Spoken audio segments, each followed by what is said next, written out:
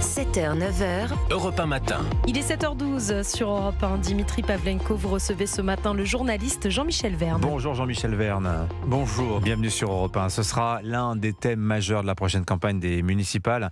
C'est l'un des sujets de sécurité aussi qui préoccupe le plus les autorités françaises et les Français. Le narcotrafic et la montée en puissance de groupes criminels qui ne se cachent plus. Au contraire, certains ont même fait de leur nom des marques hyper visibles. Alors, vous aviez la Black Jack Family, Yoda et bien sûr la célèbre DZ Mafia, à qui Jean-Michel Verne vous consacrez ce livre que j'ai entre les mains, Inside DZ Mafia, qui paraît chez Artaud.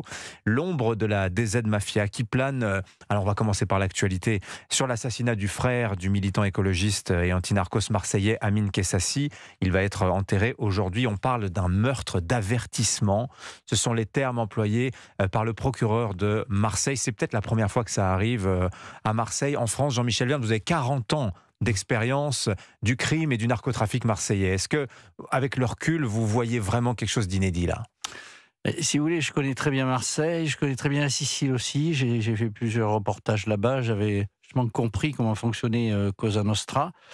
Et force est de constater qu'on a un parallélisme des formes qui se crée.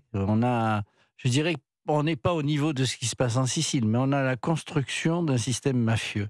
C'est mafieux, c'est avant tout, je veux prendre en main un territoire et je veux régner sur ce territoire par la peur. Alors c'est vrai que d'assassiner le frère d'Amine Kessassi, ça vise à frapper les esprits. Mmh. Et ensuite, vous allez pouvoir gouverner sur ce même territoire par le seul fait de prononcer votre nom. Mmh. Et ça, c'est extrêmement inquiétant. Mmh. Mais décrivez-nous la DZ Mafia, Jean-Michel Verne, parce que effectivement, j'ai dit que c'était une marque, mais sur un plan purement criminel, qu'est-ce que c'est ? Ce sont des trafiquants de drogue ? C'est un peu plus que ça, en fait. Hein. En fait, la DZ Mafia, alors on a un rapport de l'OFAST qui a été publié par Valeurs Actuelles cet été, dont je parle beaucoup dans mon livre, qui plaçait au départ la DZ Mafia au milieu du spectre. Hein, et on a le bas, le milieu, le haut du spectre. Et force est de constater qu'aujourd'hui, on dit que la DZ Mafia est une menace majeure pour la France. On est passé du milieu au haut du spectre. Mmh. Comment elle s'est créée ? Tout simplement parce que le crime a horreur du vide. Et que, vous avez 3-4 personnes qui se sont réunies autour d'une table où on parlait, puisqu'ils étaient pour la plupart déjà emprisonnés, où on parlait dans la cour d'une prison, et qui ont dit tiens, toi, qu'est-ce que tu es toi, tu es très bon pour l'extorsion de fonds, hein. Toi, tu es bon pour organiser un trafic de drogue. Toi, tu es excellent pour le blanchiment. Toi, tu es un bon logisticien, etc. Et donc, on va faire un cartel.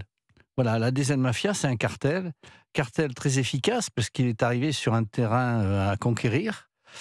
Et aujourd'hui, on est dans une situation qui est difficilement contrôlable, on le voit, puisqu'on en est à un point où le président de la République organise une réunion de crise. On peut se demander pourquoi on ne l'a pas fait avant, d'ailleurs.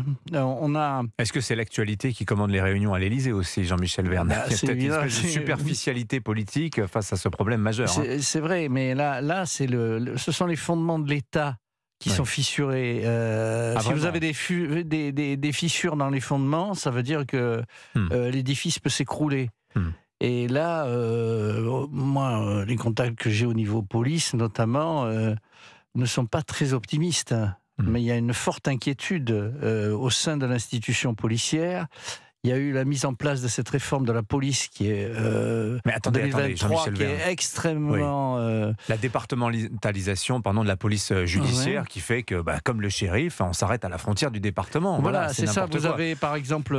mais on crée aussi ce parquet national aussi, qui va être inauguré au 1er janvier. Voilà, alors il y a une sorte de contradiction. On cherche à comprendre comment tout ça va fonctionner. Mais aujourd'hui, vous avez une sorte de sous-marin. La PJ de Nice ne communique pas avec la PJ Marseille, qui ne communique pas avec la Corse, par exemple. C'est incroyable. Ce qui paraît complètement fou. Oui, mais pourquoi on fait ça ? Pourquoi on le fait ? Alors l'idée... on sait à quoi on a affaire, des groupes criminels qui aujourd'hui revient aux Brigades du Tigre, à Clémenceau, quoi.